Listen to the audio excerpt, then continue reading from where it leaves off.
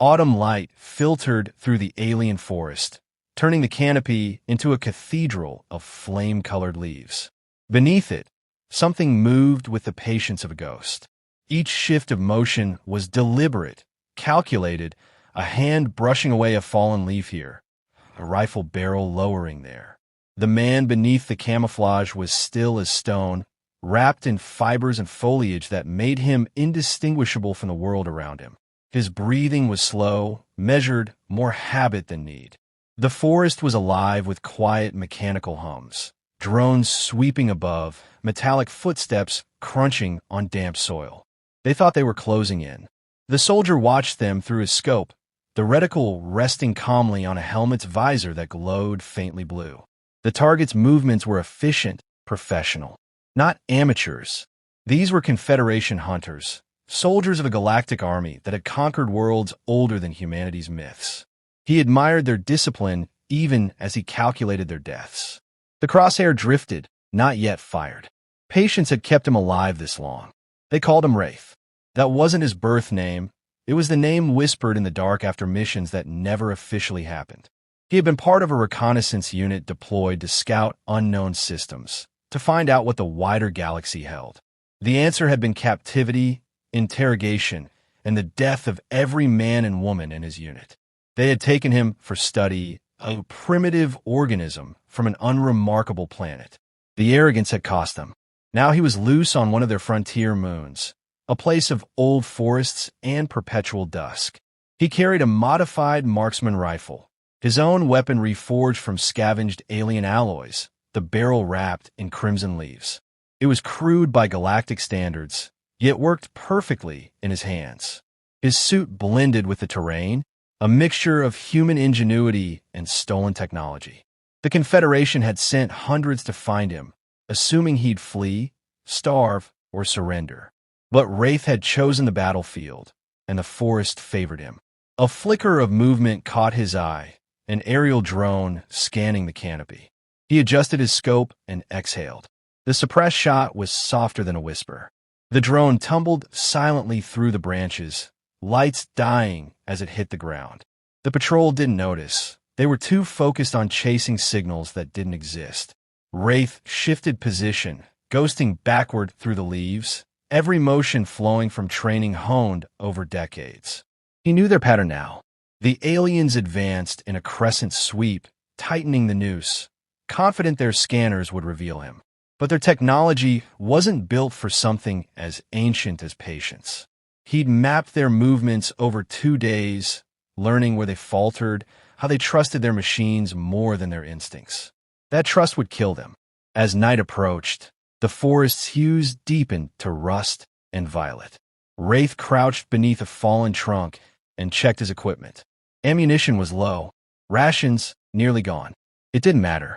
Hunger sharpened focus. The mission wasn't to survive, it was to make them remember, to carve the lesson into their data archives. Humans were not prey. He pressed a gloved hand into the soil, feeling the cool dampness, the rhythm of life all around him. He remembered the faces of his team, Hale, Ortiz, Juno, and the promises made in whispered barracks rooms about returning home. They were gone. He would not join them until his work was finished.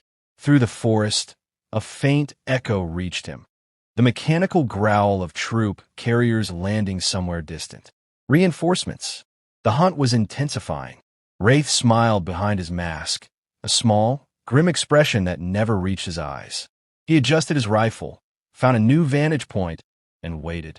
The galaxy had sent armies to capture a single human. Soon they would learn the truth. Death didn't come for him. It came with him. The forest absorbed the fading light as Wraith moved along a shallow ridge, testing each foothold before shifting his weight. His senses stretched outward, not as instinctual panic, but as disciplined awareness. Every rustle, every vibration in the soil, every faint crackle of alien comm chatterbled into a mental map he updated with each careful step. He had no illusions about the danger closing in around him. The Confederation had escalated. He could feel it in the air, a tension like a storm building behind the tree line. Down below, A squad of hunters trudged through a patch of luminescent ferns, their equipment glowing softly in the gloom. The team leader's metallic exosuit pulsed with shifting tactical data, but Wraith noted how the creature's posture drooped with exhaustion. They had spent 2 relentless days pushing through terrain that fought them at every turn. They were relying on machinery for clarity, and machines had limits he understood better than they did. He crouched behind a moss-slick boulder and surveyed a cluster of natural choke points ahead. A narrow cleft between 2 massive roots, a slope where leaves slid underfoot, and a fallen log that tempted one to step over instead of around. He had shaped this landscape to work with his strategy. Small traps, silent, precise, non-explosive, lay hidden in shadows. Not designed to kill, but to slow, confuse, redirect. He needed the hunters moving where he wanted, and they were obliging with predictable obedience. A sound flickered through his earpiece, a fragment of intercepted transmission. The alien commander's voice carried a crisp authority, but beneath it was a strain he hadn't heard before. Team Theta, adjust route northeast. Pattern Wraith is confirmed. Maintain caution. He manipulates terrain. That admission almost amused him. They were learning, but slowly. Wraith shifted his rifle and observed the squad from another angle. One figure lagged behind the others, scanning upward as though expecting him to descend from the treetops. Fear had begun seeping into their ranks like groundwater. The Confederation prided itself on logic and precision, but fear was a universal phenomenon, indifferent to species. He didn't revel in their dread, but he understood its uses. Breaking morale would make what came next easier. Still, he listened closely to the commander's tone. This leader was different from the others he'd faced. Meticulous, adaptive, harder to manipulate. Wraith recognized a silhouette from earlier skirmishes, a tall figure encased in smooth armor that shimmered like wet stone. A strategist, not a brute. Their silent duel had begun even before they met face to face. He moved again, slipping between 2 tree trunks and pausing to let a pair of drones drift past overhead. Their searchlights probed the ground, but Wraith angled his body to merge with a cluster of crimson leaves. The drones passed without hesitation. Their programming favored movement, heat, and profile. Wraith provided none. Below him, the squad followed the trail he intended. The point scout nudged aside a layer of leaves and triggered a thin filament that snapped with barely a whisper. A branch shifted. A burst of spores clouded the air, harmless but disorienting. The scouts stumbled, coughing. Their formation collapsed for a moment, and Wraith marked the positions of each flailing shape. This was the moment he needed. He took aim, not at the squad, but at a smooth rock formation beside them. The suppressed shot ricocheted cleanly, echoing through the ravine at an angle that made it impossible to place. The squad reacted instantly, weapons raised, firing blindly into trees that held nothing. Their panic was controlled, but undeniable. He watched them recover, regroup, and push forward with new wariness. Good. They were starting to understand the shape of the threat. Not enough to stop him, but enough to think. Thinking would slow them. Slowing would force mistakes. Beyond the squad, a new noise emerged. The commander's unmistakable footfalls drawing nearer. Wraith steadied his breathing. Their confrontation was approaching, step by step, and he intended to choose the moment. For now, he watched the hunters advance deeper into the maze he had prepared, and he allowed himself a quiet, razor-thin smile. The forest exhaled a cold breath as the hunters pressed deeper into the ravine, their formations tightening with every cautious step. Wraith tracked their progress from a shadowed perch, observing the subtle changes in their behavior. They no longer marched with the certainty of conquerors. They moved like creatures sensing the presence of something older and more dangerous than themselves. Their helmets pivoted at every stray sound, and their fingers twitched near their triggers. Fear was no longer creeping into them. It was settling. He shifted his position slowly, letting his body mimic the sway of branches above.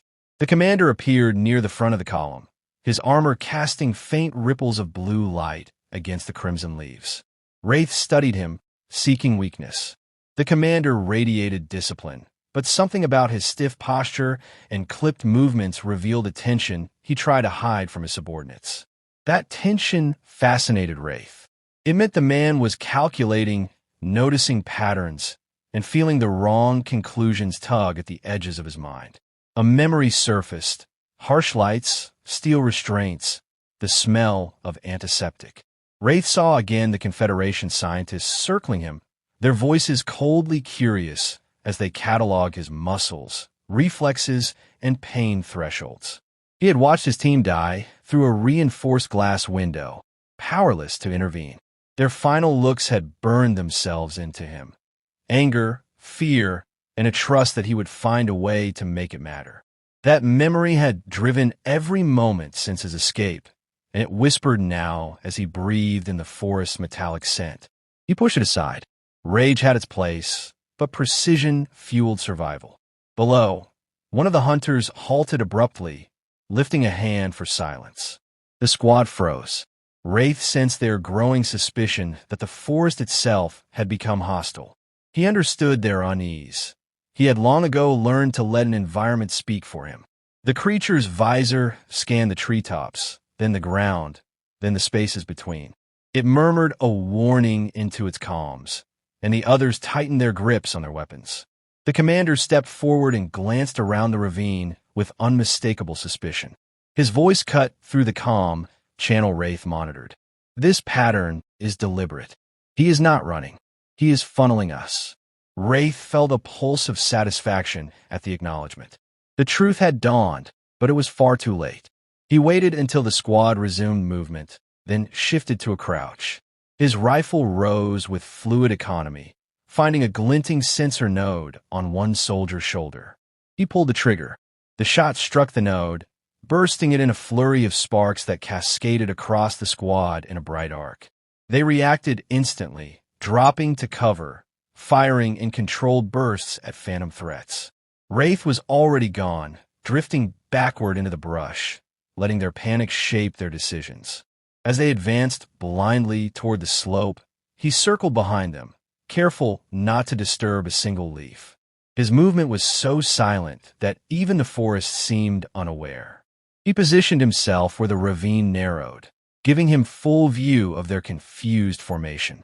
Their fear had matured into something sharper. The creeping realization that the human was not a fugitive at all. He was a tactician shaping their route, a hunter refining a kill. The commander barked a frustrated order, trying to restore cohesion. His controlled voice trembled ever so slightly. Wraith could almost hear the thoughts forming behind the helmet. Thoughts that mirrored the truth he had been cultivating since the first drone fell. Then the commander said the words Wraith had been waiting for, spoken more to himself than to his soldiers. We are not pursuing him. We are being reduced. Wraith exhaled a slow breath. The acknowledgement marked a turning point. They finally understood what hunted them, but understanding did not equal survival. He stepped back into the darkness, leaving only silence behind. The climax was approaching, and he intended to shape it on his terms. The first tremor of conflict began as a faint vibration beneath Wraith's boots, a signal carried through the roots of ancient trees. The remaining hunters were moving quickly now, abandoning the slow, deliberate advance they had practiced for days. Panic had distilled their caution into desperation. Wraith watched from a cluster of high branches, his silhouette blended into the mottled canopy, as the squad spilled into a clearing littered with fallen leaves that glowed like embers. Their breathing was sharp, almost erratic, and even their disciplined commander betrayed hurried movements that disrupted the usual precision of his stance. Wraith steadied his rifle, not yet aiming to kill, but to shape what remained of the battlefield. He fired once into a distant trunk, sending a crack that ricocheted unnaturally along the clearing's natural contours. The sound fractured their cohesion. One soldier scrambled behind a boulder, while another took cover behind exposed roots. Their fear had reached its apex, and Wraith knew that was the moment when control shifted irrevocably to him. The commander raised a clenched fist, halting the squad, and surveyed the trees with perceptive eyes. Wraith admired his resolve. Despite his frayed confidence, The commander still sought logic in the chaos.